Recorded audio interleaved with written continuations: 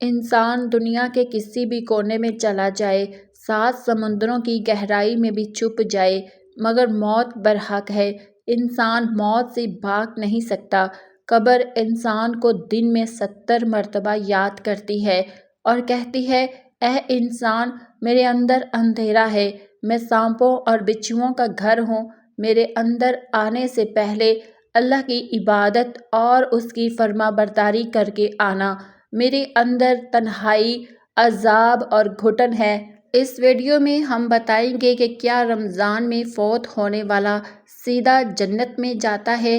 اگر روزے کی حالت میں انسان کی موت ہو جائے تو اللہ کی طرف سے اسے کون سا انعام دیا جاتا ہے؟ رمضان میں وہ کون سے لوگ ہیں جو بغیر حساب کے جنت میں جائیں گے؟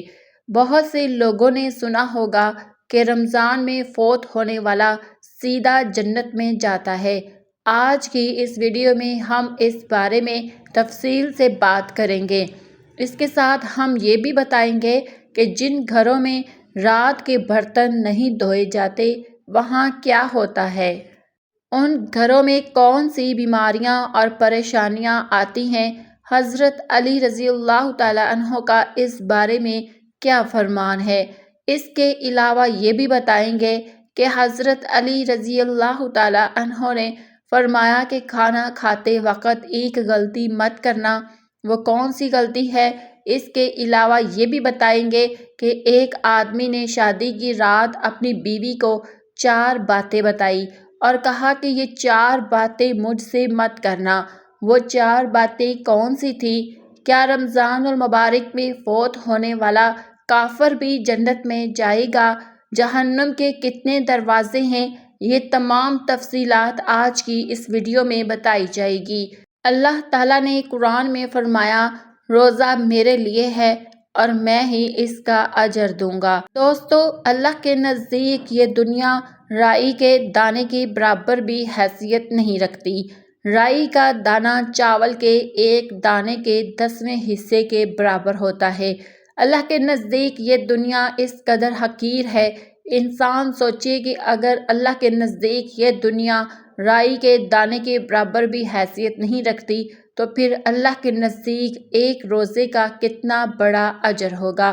اللہ نے روزے داروں کے لیے ایک خاص دروازہ مقرر کیا ہے جس سے صرف روزے دار ہی داخل ہوں گے۔ اس دروازے کا نام ریان ہے۔ جنت کے 8 دروازے ہیں جبکہ جہنم کے 7 دروازے ہیں۔ یہی وجہ ہے کہ اللہ کی رحمت اس کے غضب پر غالب ہے۔ اکثر لوگوں کے ذہن میں یہ سوال پیدا ہوتا ہے کہ کیا رمضان میں فوت ہونے والا جنت میں داخل ہوگا؟ کیا اسے عذاب قبر نہیں ہوگا؟ یہ بات درست ہے کہ جو شخص رمضان میں فوت ہو جائے، اللہ تعالیٰ قیامت کے دن اس کے ساتھ آسانی فرمائے گا، لیکن اس کے ساتھ یہ شرط بھی ہے کہ وہ 5 وقت کا نمازی ہو، اللہ کا فرما بردار ہو اور رمضان کے روزے رکھنے والا ہو، کیونکہ مسلمان اور کافر کے درمیان فرق نماز کرتی ہے۔ رمضان کے مہینے میں کافر بھی فوت ہوتے ہیں، کیا وہ بھی جنت میں جائیں گے؟ اس کا جواب ہے ہرگز نہیں۔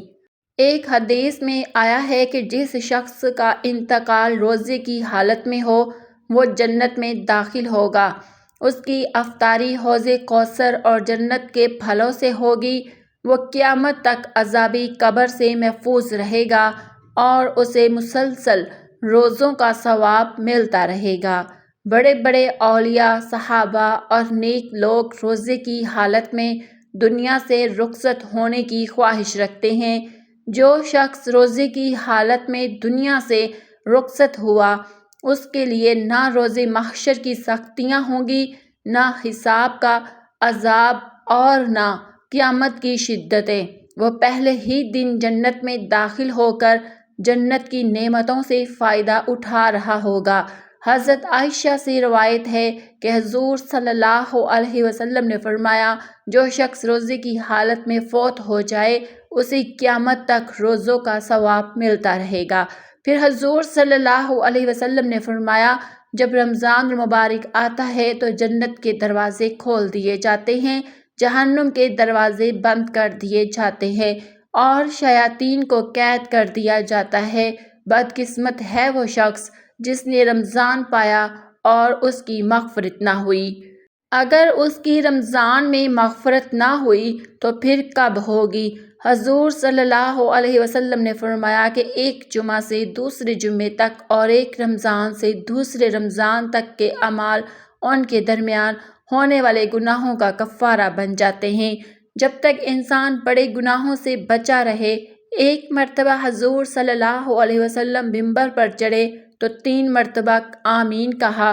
صحابہ نے پوچھا، یا رسول اللہ، یہ کیا معاملہ تھا؟ آپ نے فرمایا، جبرائیل میرے پاس آئے اور کہا کہ وہ شخص بدقسمت ہے جس نے رمضان پایا اور اس کی بخشش نہ ہوئی۔ میں نے کہا آمین۔ پھر انہوں نے کہا وہ شخص بدقسمت ہے جس کے سامنے آپ کا نام لیا جائے اور وہ درود نہ پڑھے۔ پھر میں نے آمین کہا۔ پھر انہوں نے کہا وہ شخص بھی بدقسمت ہے جس نے اپنے والدین کو بڑھاپے میں پایا اور ان کی خدمت کر کے جنت حاصل نہ کر سکا۔ میں نے اس پر بھی آمین کہا۔ حضرت علی نے فرمایا کہ کھانا کھاتے وقت ایک غلطی مت کرنا۔ ایک آدمی حضرت علی کے پاس آیا اور کہنے لگا کہ میں چیزیں بھول جاتا ہوں، میری یادداشت کمزور ہو رہی ہے۔ حضرت علی نے فرمایا، تم بہت گرم کھانا کھاتے ہو۔ جو شخص بہت گرم کھانا کھاتا ہے اس کا دماغ کمزور ہونے لگتا ہے اور وہ آہستہ آہستہ باتیں بھولنے لگتا ہے۔ پھر فرمایا، کھانا بیٹھ کر کھاؤ، آہستہ آہستہ چبا کر کھاؤ، کھانے سے پہلے پانی پیو، کھاتے وقت غیر ضروری باتیں نہ کرو اور کھانے کے بعد اللہ کا شکر ادا کرو۔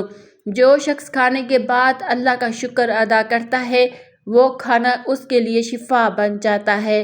پھر ایک شخص نے شادی کی رات اپنی بیوی کو نصیحت کرتے ہوئے کہا، مجھے تم سے محبت ہے اسی لیے میں نے تم سے شادی کی۔